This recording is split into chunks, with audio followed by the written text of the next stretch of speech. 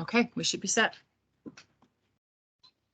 Perfect. Thank you so much, Melinda. Really appreciate you guys taking some time out of your day. I know it's a really busy time. It's been a busy time, and so I know there's plenty of other things you could be doing. So I definitely want to thank you and appreciate your time and attention for us today. As Melinda said, my name is Jay Stevenson. I'm our North American training leader. I'm based out of the Nashville, Tennessee area, and I've been with Fleetguard just a little over 9 years. As Melinda mentioned, we also got Caleb online, and Caleb's glad to help answer any questions you guys have too. I think you guys probably know him very well. If you don't, you need to know Caleb. He's your local guy on the ground up here in the Northeast. So make sure you are well connected with Caleb. He's going to be your best bet in terms of certainly right now in terms of getting product. But as things do continue to get healthier, he's going to be your guy. That's really going to be your best ally and resource in the field for going and winning business. So make sure you're well connected with Caleb if you're not making that a part of your daily habit and routine. Today, as we go through our material, I've got some good stuff put together for you around a couple of different topics. So we're going to, in some ways, just kind of scratch the surface on both of these topics, but I hope it's of interest to you. I would encourage you, if you can grab a piece of paper, grab a pen or pencil, there's probably some things in here that I can point out that will be good, helpful tips for you as you think about going and talking about these products with your customers. So I would encourage you to take some notes here and there. Obviously, the training will be available through this recording after the fact, but I think it'll help encourage you to remember a few of these things if you're jotting stuff down as we go along. So we're going to start off with fuel filtration as our first topic today, and then we'll dive over into coolant for a few minutes. So as we kind of begin this conversation today, especially on the fuel side of things, you think about today's engines. Engine technology has really advanced a long way for folks that have been in this industry a long time. You guys might remember back to kind of maybe pre-emission days or back when things were a little simpler. And from a fuel systems perspective, things were definitely a lot more simple back then. All of this, right? All of these changes to the engines that are being used by OEMs today, all this technology that's coming out, it really is all about meeting those emissions requirements and regulations by not only our federal government, but by governments around the world. So we are trying to provide a cleaner and healthier environment for all of us. And, that should be something that is commendable. There's a lot of challenges that come along with that. And there's also some other benefits of these newer technologies too. So we think about longer drain intervals for a lot of these engine applications. We think back to about 10 years ago, and the drain intervals that are possible by some of these engine applications today are double in some instances of what it was just 10 years ago. So it's pretty incredible technology. And then, of course, fuel economy is even better on these newer applications too. But in order to really achieve the benefits of this newer technology, there's certain things that we have to be putting into the engine to really get that benefit or get all of those benefits we just talked about. Certainly, oil grades have changed. That's a big part of why oil drain intervals have gotten longer. And that's also part of how fuel economy's gotten better on these engines. They run a little bit more efficiently. Air filters have actually changed a little bit over the years in order to accommodate the more sleek profile of a lot of these trucks out there today. And then the big one, what we're really going to spend time on, is diesel fuel. So diesel fuel is really a fundamental part of this whole process, and we have to have clean diesel fuel for these injection systems to work properly. So that's what we're going to spend a little bit of time on today as we kind of enter into this fuel discussion. So as we just said, today's fuel systems, they do require extremely clean diesel fuel. And that's a challenge because as you think about the diesel fuel that's out there in our world today, it typically is not clean enough. It's not clean enough for what the OEMs, the fuel systems companies actually recommend for those fuel injectors. That's a challenge. That is a challenge that everybody that's owning and operating and maintaining one of these modern diesel engines, regardless of the application, it's something that they they really have to face and challenge. And this technology, many of you guys probably are familiar with the name here, high pressure common rail fuel injection systems. So high pressure common rail, it is a really amazing technology. It is part of how we're able to achieve, really the performance out of these engines that we've been experiencing over the years, but they have to have that super clean diesel fuel.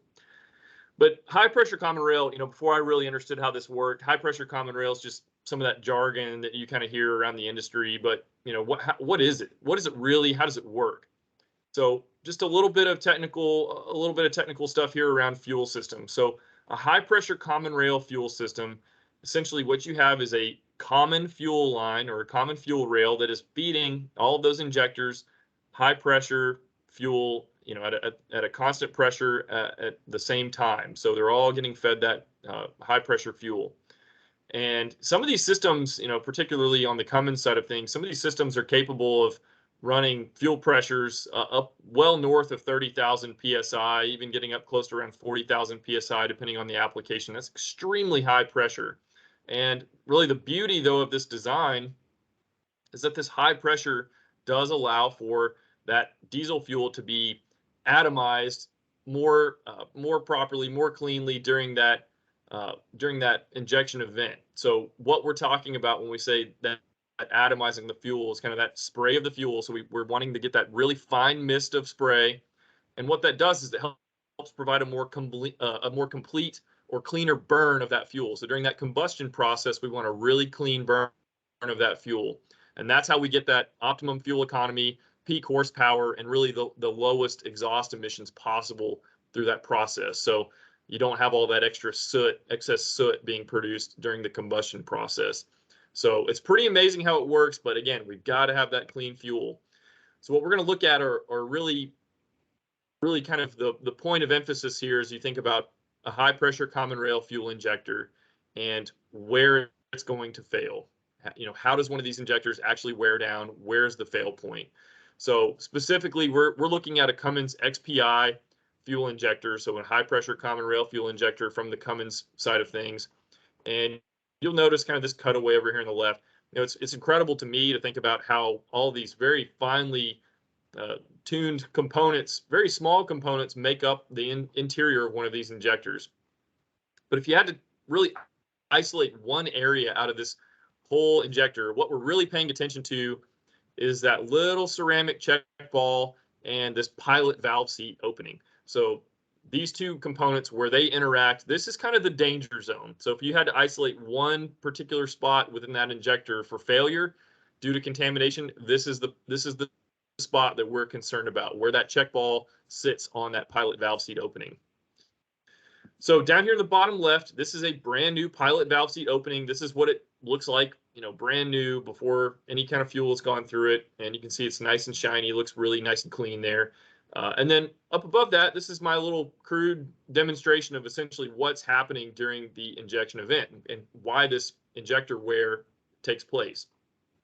So what's happening here is, we're just looking at these two particular components as they interact. There's a lot of other components, obviously, that make up the inside of that injector. But during that injection event, so the ECU or the ECM, right, the brain of the engine, it's the one that's going to be sending that command saying, hey, it's time to send fuel. We're going to send fuel through the system during this injection event. So once that command is sent out, you have that signal that goes through all those different components, and you basically have some different components that are going to start activating and moving around using some electromagnetic forces.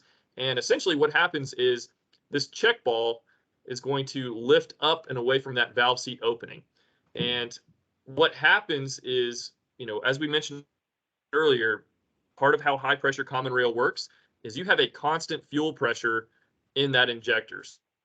So the fuel is in the injector, it's just waiting to be sprayed out.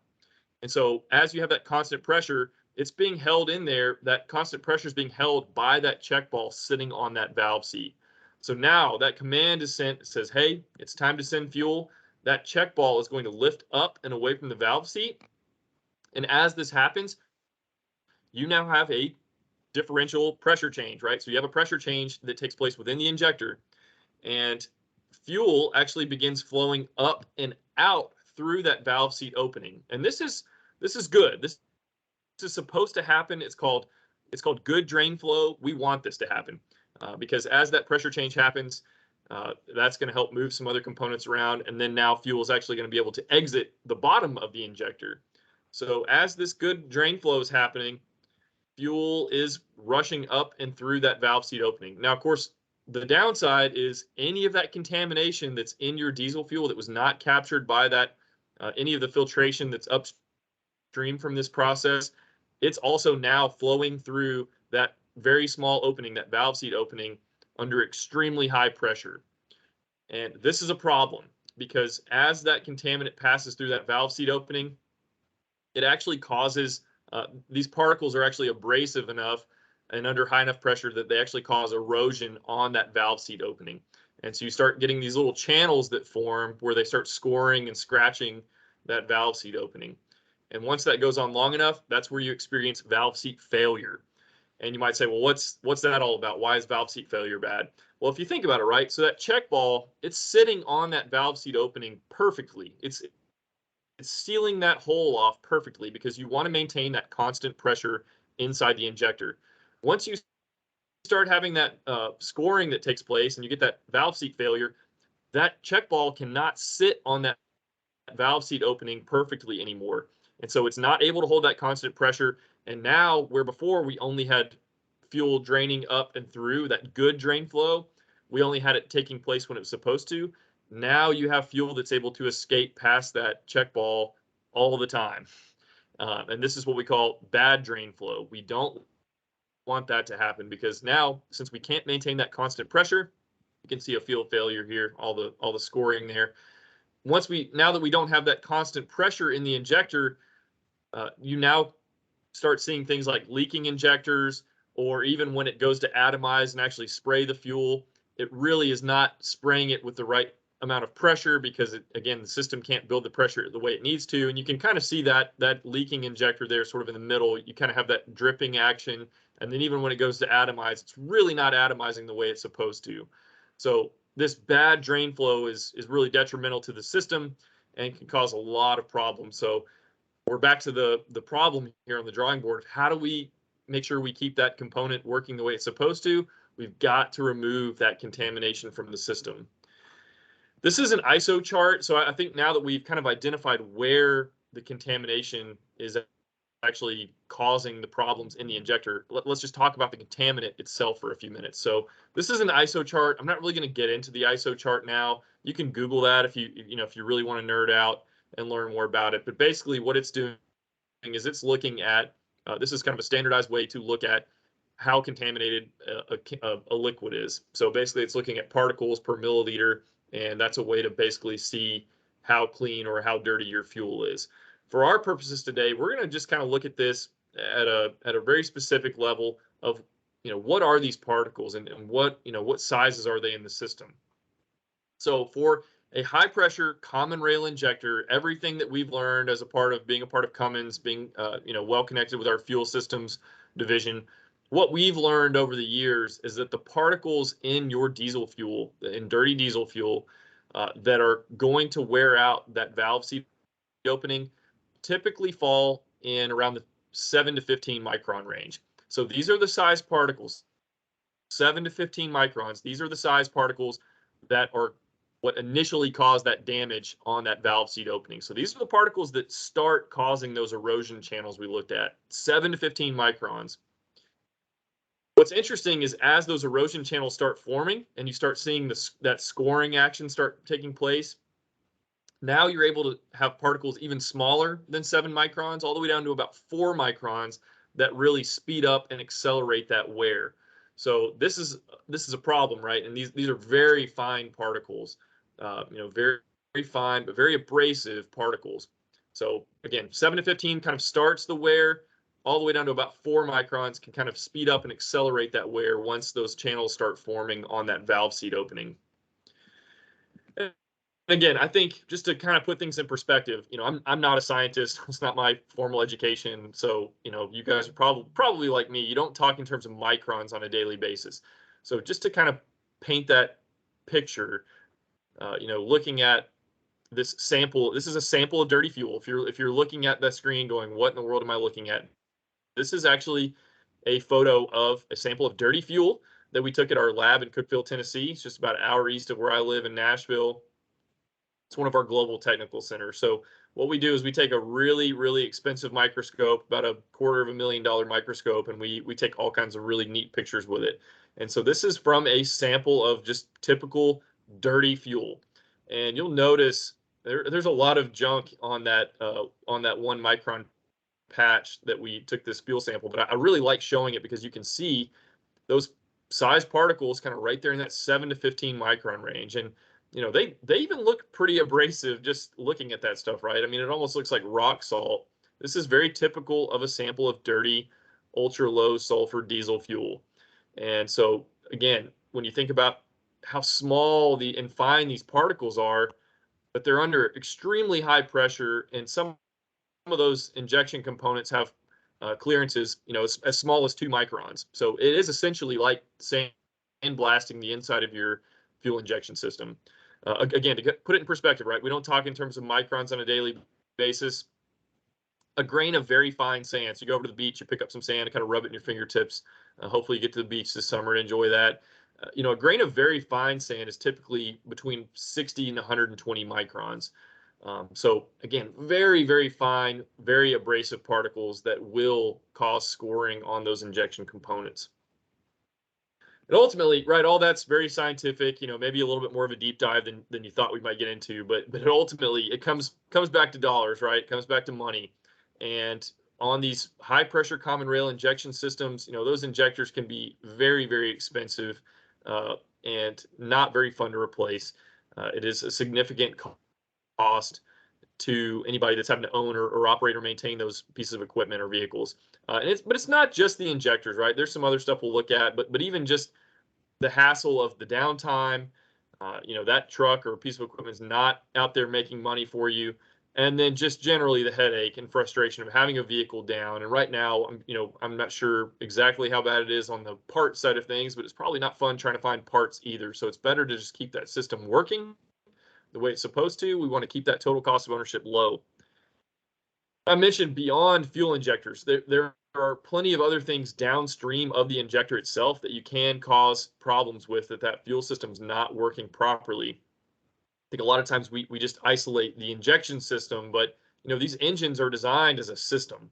And if one part of the system's not happy, the rest of this part of the systems aren't going to be happy. So some of the things that can happen here, if that injector's not atomizing that fuel properly, and it's actually overfueling the cylinder, there's a couple things that can happen. One of those is something called fuel wash. And this is actually where that fuel, that diesel fuel being sprayed into the cylinder to be burned up and combusted, is actually, if it's not atomizing properly, it can actually wash off or weaken that film of lubricating oil on the cylinder walls. And that really enables those power cylinder components to start scraping and scuffing each other and causing issues there. And you can see that picture I took of a scuffed piston I got from our local Cummins distributor. And then the picture right next to it. So again, another effect of overfueling that cylinder, something we call uncontrolled fuel injection. So again, from that bad drain flow we talked about, something that can happen is uncontrolled injection. So basically you're releasing fuel in the cylinder even when it's not time to spray fuel.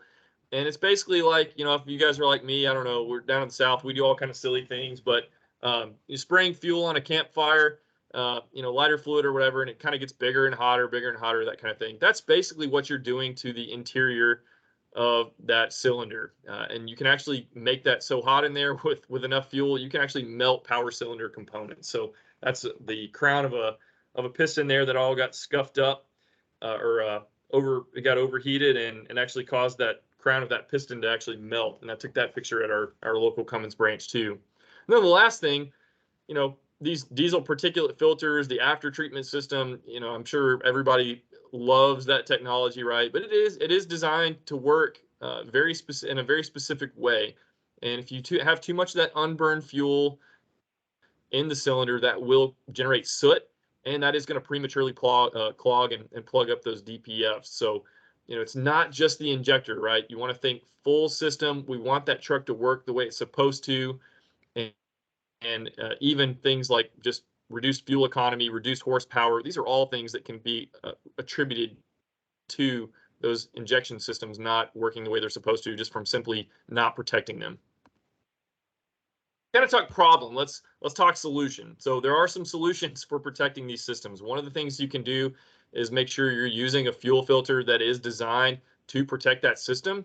And maybe for some of these, micron ratings or efficiency ratings, maybe that stuff has seemed kind of arbitrary to you before. Or, I don't really know, or a little abstract. I don't really know what 4 microns or 8 microns really means in the grand scheme of things.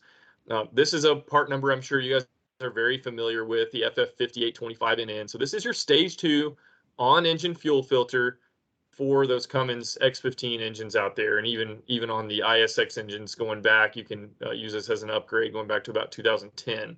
So this is a filter that is specifically designed for the high pressure systems on those latest Cummins engines. It's over 99% efficient at 4 microns. So, we talked about 7 to 15 microns kind of starting the wear on those components, all the way down to about 4 microns, kind of speeding up that wear. So we are right in the wheelhouse, targeting specifically those particles that we know to be harmful and detrimental to those injection systems.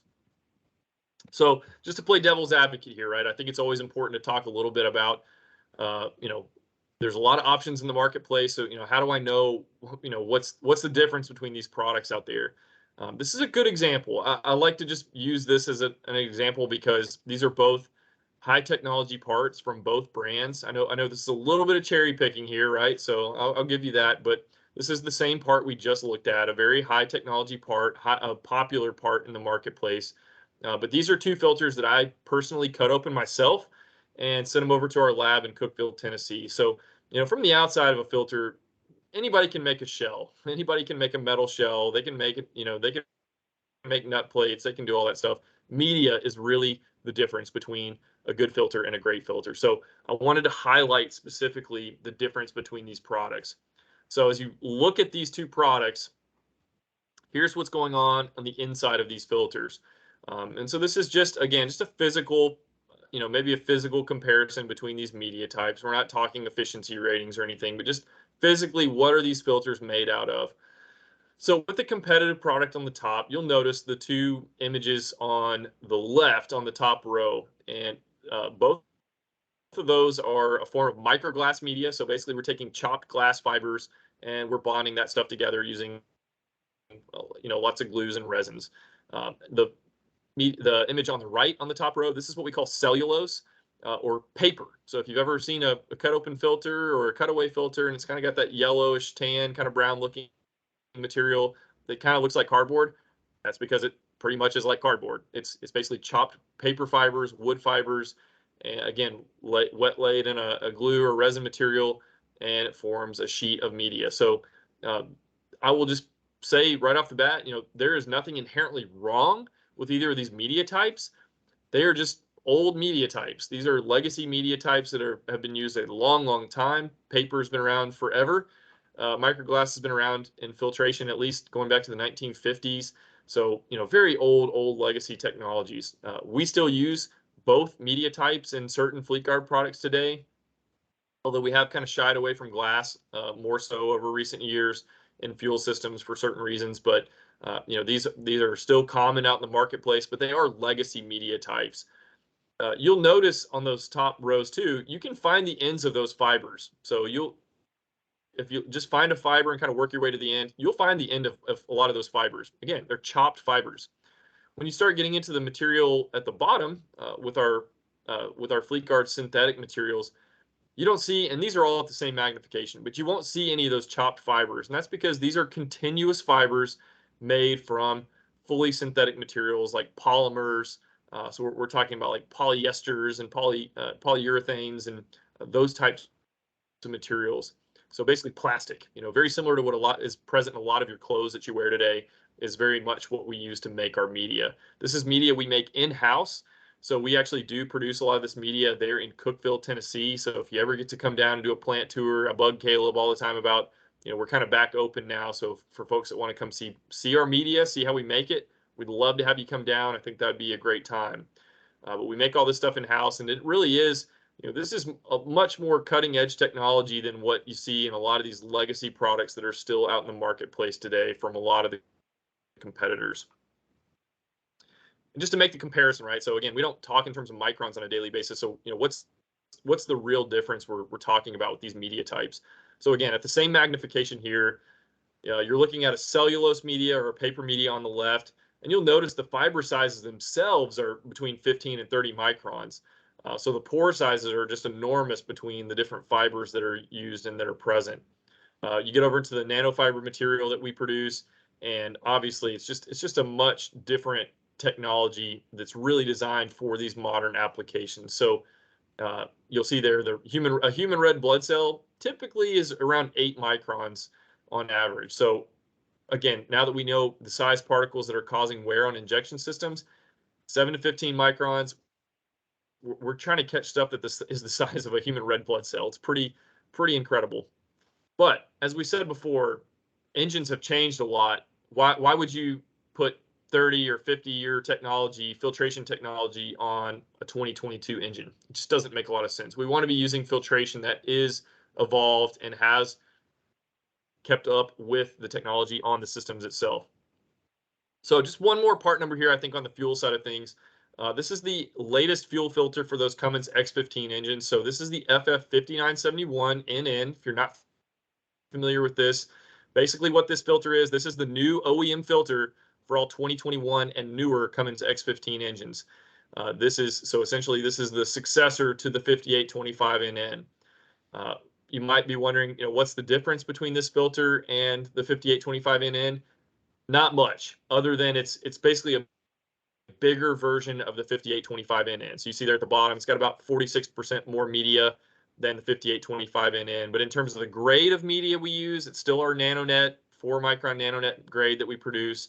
Same efficiency rating, same performance. It just has a longer capacity, right? It's a bigger filter, and it's really designed to be aligned with the lube filter change interval on those new engines. So Cummins is now pushing those change intervals, like we said, those oil drain intervals out much, much further.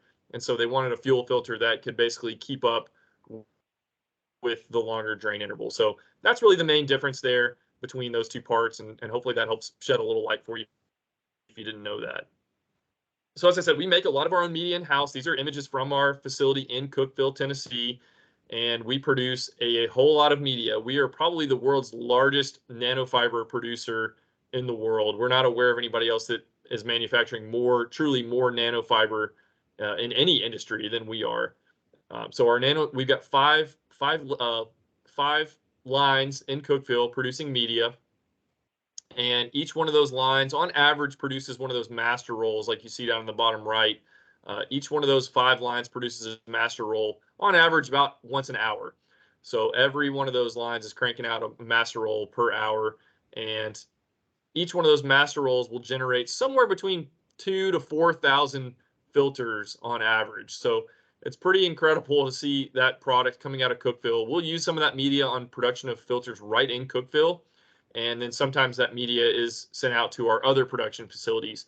I will make note here. We do not sell our melt-blown medias, whether it's our NanoNet or Stratapore. We do not sell this stuff to our competitors. So you are not going to run out there and find a competitive product that's using NanoNet media, for example. That is stuff we truly keep proprietary to ourselves. We very much value that technology, and so that is unique to us and to our products in the marketplace. I think this is my last slide on fuel. So just as we kind of come to a close on fuel, I want you to think about the system that we're trying to protect.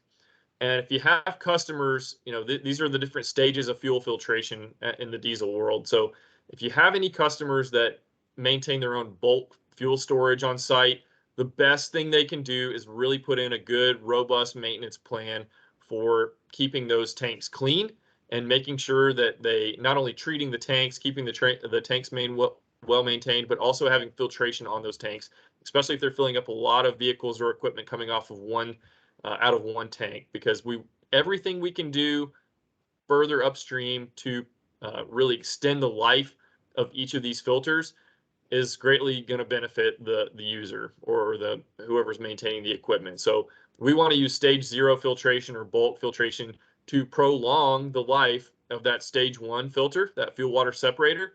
And the more of the brunt we can take off of that stage 1, that's going to help us extend the life of that stage 2 on engine fuel filter. And that stage 2 filter that's actually on the engine, like a 5825NN, that is like the last line of defense for your fuel system. So we want to make sure we're doing everything we can to extend and prolong the life of that filter so that it lasts at least through the change interval of the oil filter. So keep that in the back of your mind, right? As you think about fuel filtration, really the more you can do upstream to keep that fuel clean, it really will help out the service life and avoid any sort of premature plugging issues you get with really with that stage 2. That's really the end game for it. So that's fuel. We're going to move on from fuel and keep things rolling. We're going to jump over into coolant a little bit. And I know I'm going kind of quick, but if you guys, like Melinda said, if you have questions, please put them in the chat window and we'll try and answer them for sure as we kind of get to the end of this. But coolant, right? What is the job of coolant? It's pretty self-explanatory. It's in the name. But the cooling system is designed to remove heat that's produced by the engine. We're going to circulate that heat through the cooling system so that we can dissipate it and really control or manage that heat that is being produced and generated by the engine. So it's all about temperature management. That's the end goal here. So when you think about coolant, just again, if you're jotting some notes down, I think this helps just to know some of these basic principles. But what's in coolant? So what are some of the ingredients that make up coolant? Really, if you think about coolant, there's 3 major ingredients in any engine coolant out there. So 3 ingredients that we're going to talk about. The first ingredient is water. So when we talk about water, water's really good at conducting heat on its own. So that's a reason why it's kind of one of the main ingredients in engine coolant. But when we talk about water, the main thing we want to point out here is water quality. So, we generally recommend using premix coolant, but obviously for most folks that are doing a lot of coolant, typically folks don't want to pay to ship water, so they would much rather provide it in concentrate. And that's all fine and good. We're totally good with that. Otherwise, we wouldn't be selling it. But the main watch out we really want to pay attention to with water is water quality. So I don't know what the water quality looks like here, but down in Tennessee, we've got a lot of limestone under the ground, so we typically have pretty hard water down in the middle Tennessee area. So you think about your bathroom getting a lot of that kind of scale build up around the sink, or maybe around the faucet there in the bathtub or the shower. That's the kind of stuff we're talking about. So poor water quality can cause all sort of compatibility issues and actually harm the performance of the coolant itself. So you want to make sure you're using a good quality water source. And one way you can do that, know what that water source looks like, is actually using some of our testing products. So we have a water quality test strip as part of our coolants and chemicals portfolio. And so you can actually test. It's kind of a pass-fail. It's testing on pH and chloride and some of those types of things. And basically is going to tell you if that water is good enough or safe enough to use in mixing with that concentrate coolant. So water is our first ingredient.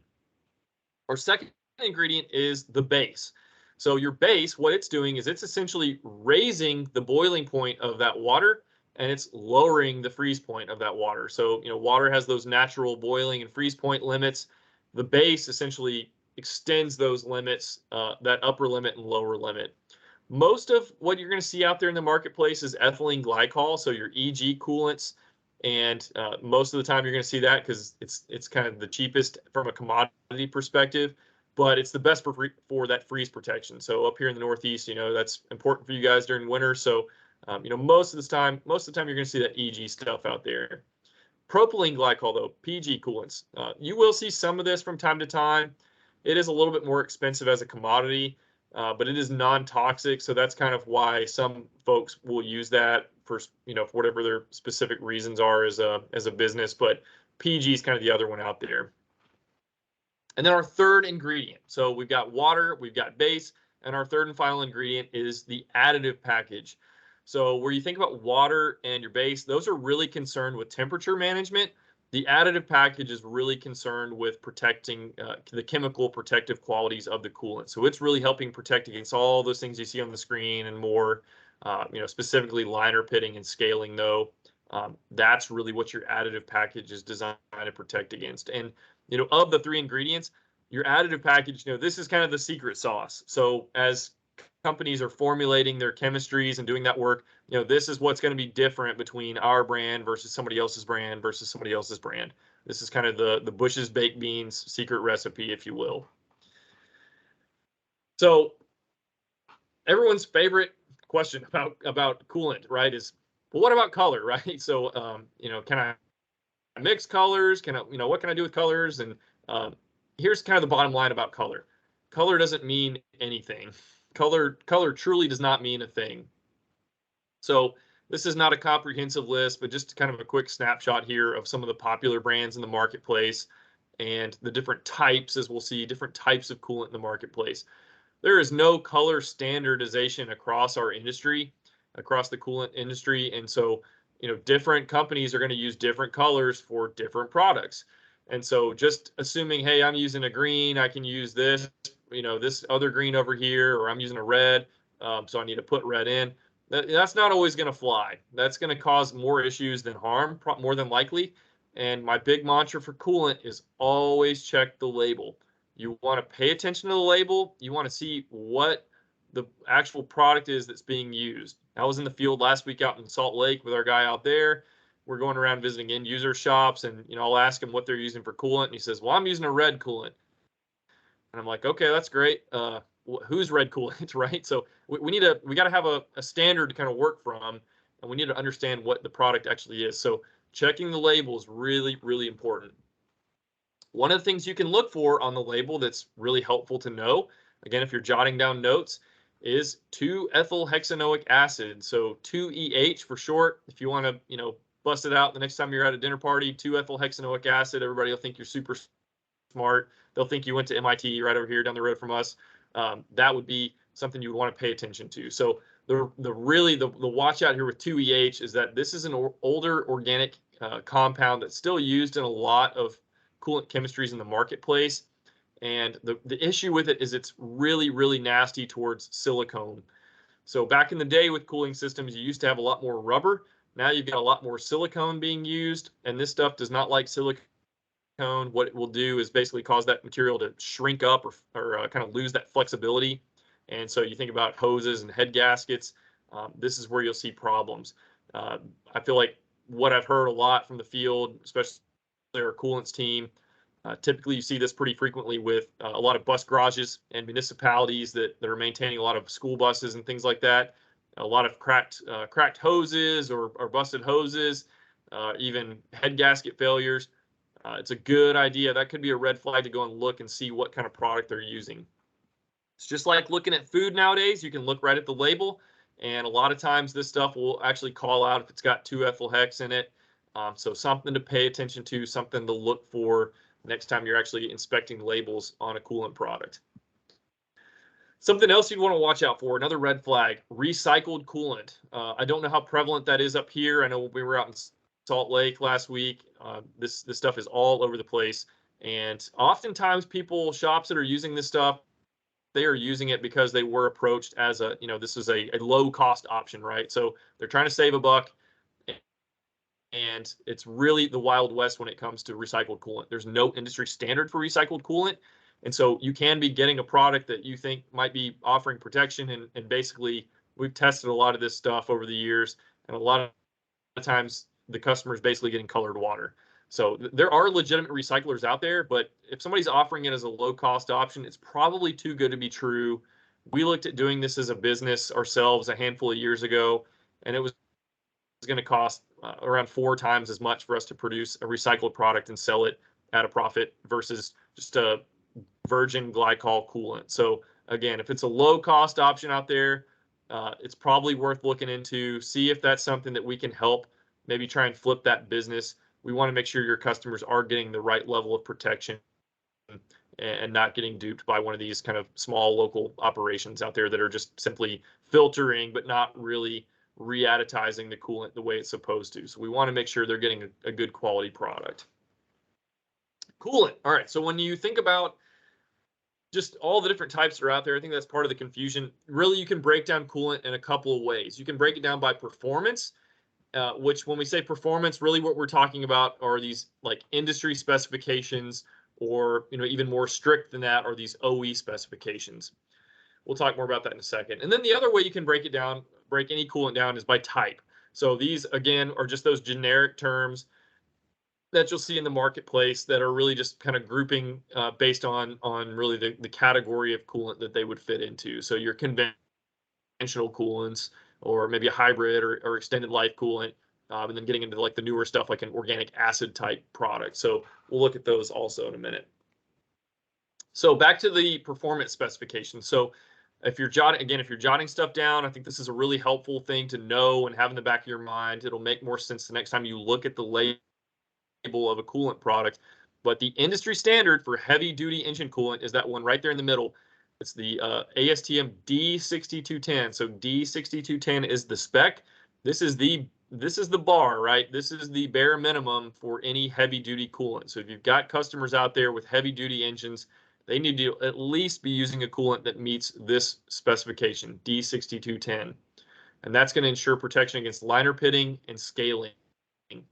You'll notice the one above it, that D3306. This is light duty. This is automotive, basically automotive grade, passenger car type protection.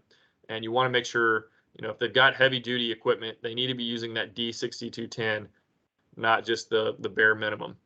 And then more strict than the industry standard, you'll have these OEM specifications. And, if you think about it, all these different engines produced by different manufacturers, they use different materials, different metals. And, it's much like the human body. It's one big science experiment, right? So we want to make sure we've got that compatibility between all the chemicals that are interacting with each other.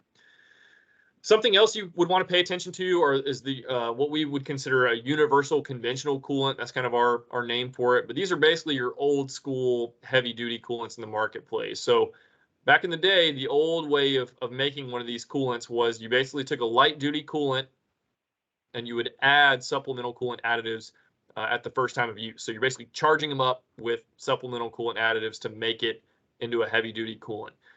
These are still prevalent out there. A lot of times when people are using these, they're using their, air quote here, green, right? They're using a green coolant. A lot of times this is what they're using. And where you can get in trouble with this is for folks that really aren't educated or they, on the topic, right? They don't know kind of the differences between these products. They'll see where it says on the label, hey, this is a heavy duty coolant.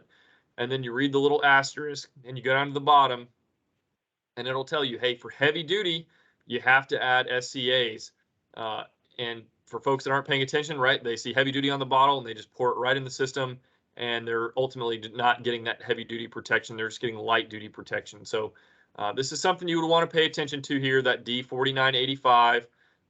That is kind of your old school heavy duty coolant. Most OEMs have kind of moved away from that stuff, but you will still run into this from time to time. So I would recommend, if you've got somebody that's just fixated on green and they want to use a green coolant, at least get them using our green coolant because it's going to be an upgrade from this type of technology because it's at least fully formulated. You don't have to add the SCAs to make it a heavy duty coolant. It's just ready to go right out of the container.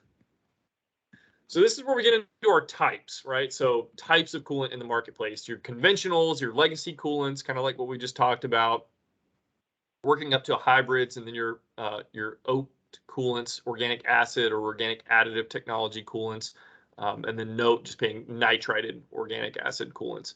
So these are kind of your different categories in the marketplace, and it's a significant jump from a conventional to a hybrid, and then from a hybrid up to an oat coolant, right? So your conventional stuff, it's the oldest stuff out there. You really have to babysit it, and total cost of ownership really kind of it becomes tough with a conventional.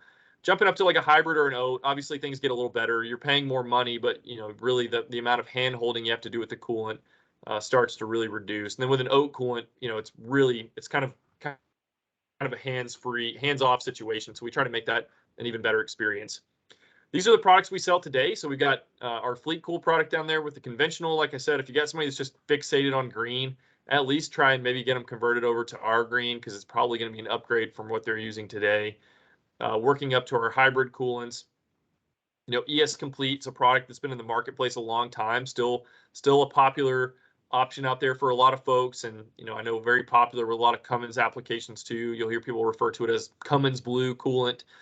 And then you get into the newest stuff, right? So for organic acid coolants with our ES Complete Oat, that is a really great product. We'll talk more about that on the next slide, I think. But, for you guys thinking about going and selling, one thing I would point out at the bottom right, coolant is also on the rebates program. So in terms of, some of the lowest hanging fruit out there in terms of opportunities to, for going and converting business, one of the things we really like to promote and preach is if you have customers that are already signed up on the program and they are buying filters, but they are not buying coolant, those are really easy targets, really easy people to go and talk to and have that conversation. They're already on the program, they're already eligible to get that discount, and just get them buying coolant as well. So we can help with that too. If you need to help identifying those people, we've got lots of tools that can really, work down even at the end user level to see what somebody's buying or not buying. So please, please leverage Caleb in those instances, and we can really help there.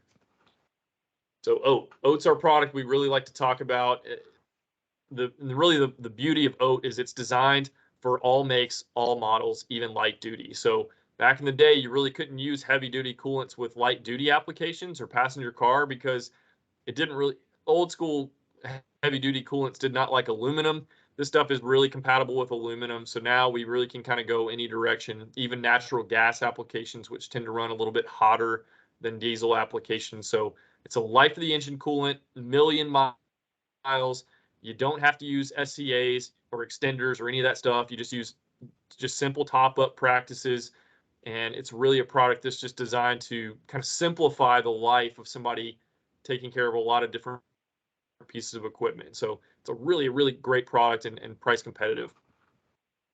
So I think this is my last slide around coolant. And just, I don't intend you to look at all the slides individually or all the columns and rows here individually, but it's just to paint the picture. When you think about coolant, there's lots of options out there, but it's very much a situation of you get what you pay for. So when you think about conventional coolants or legacy coolants in the marketplace, folks are very price sensitive, generally speaking, in shops. They want to save money, they want to save where they can, and so you're often tempted to kind of go with that low cost option. But oftentimes those products do end up requiring a lot more effort to really get the benefit out of that product.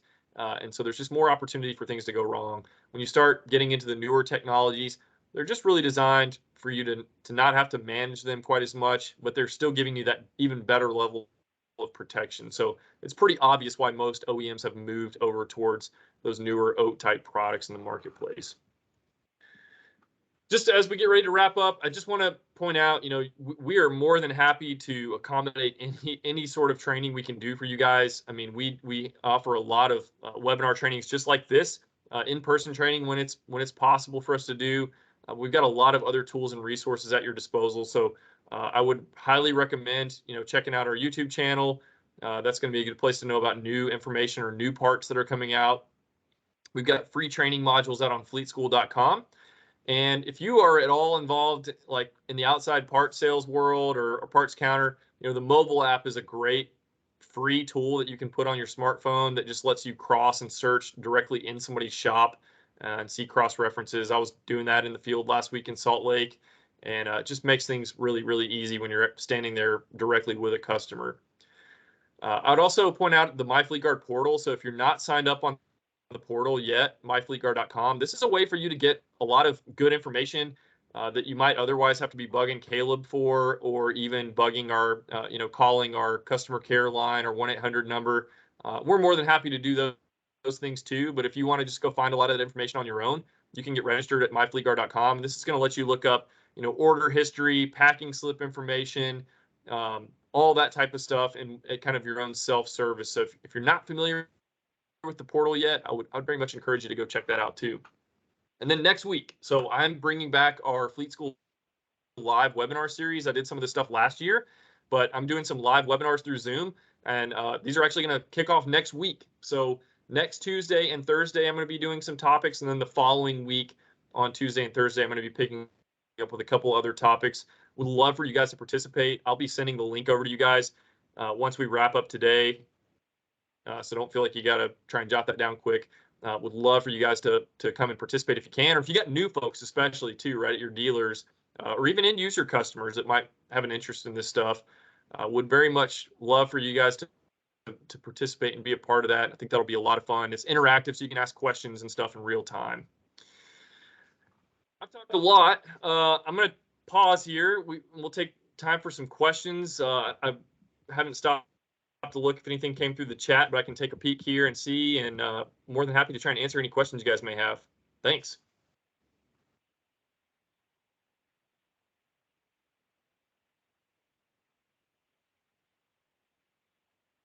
Any questions for, it could be for Caleb too, if you got any product questions.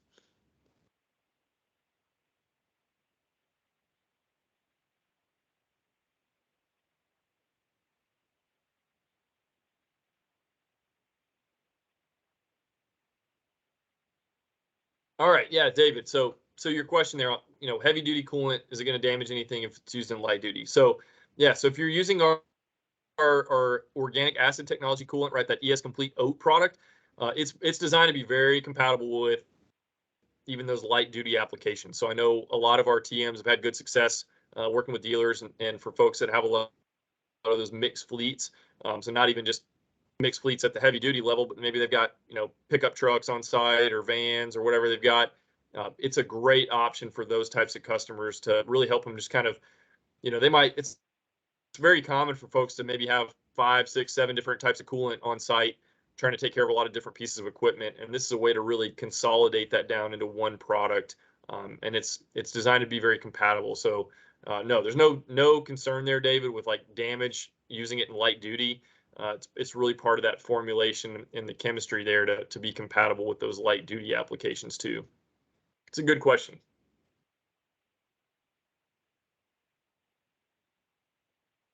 Yeah, no problem. Anybody else?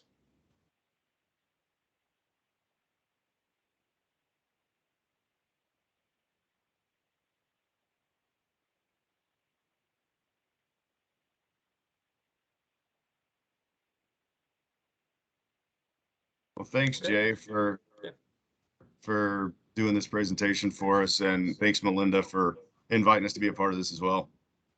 Yeah, thank you both for your time. I really appreciate you coming together to do this, and thanks to everyone who joined on the call today. Yep, thank you so much. And like I said, we'll send over this information and the link to the webinar stuff next week. And if I didn't put you guys to sleep too bad today, would love to have you come back over the next couple of weeks, and we're going to get into some other topics too. So I think it's especially I definitely think about especially like new people. I know there's just across this industry there's always just so many new faces at the dealer level, and it's just a great opportunity for people to kind of get that foundation under them for all these different product lines. So would love for you guys to try and come back and join, or feel free to pass the word along. But other than that, guys, thanks so much. Appreciate your time. Hope you have a great rest of your day. Thanks. Have a good one, everyone.